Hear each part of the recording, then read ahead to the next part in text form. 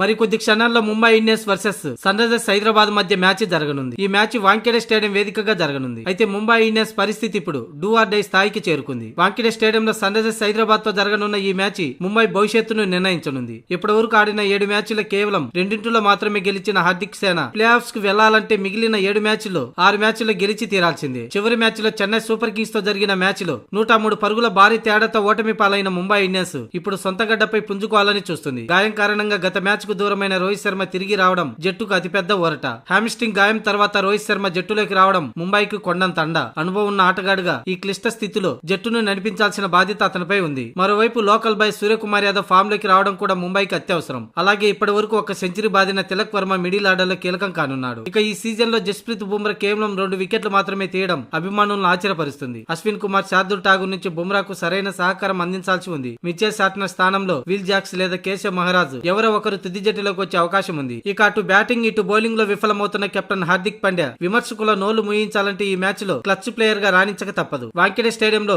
ఈ ముంబై రికార్డు బాగున్నప్పటికీ Sunrisers Hyderabad ను తక్కువ అంచనా వేయలేం. ముంబై తన 5 టైటిళ్ల ఛాంపియన్ ఇమేజ్ ను కాపాడుకోవాలంటే ఇక నుంచైనా మ్యాచ్ లో విజయాలు సాధిస్తూ పాయింట్ల టేబుల్లో అట్టడుగు స్థానం నుంచి బయటపడాలి.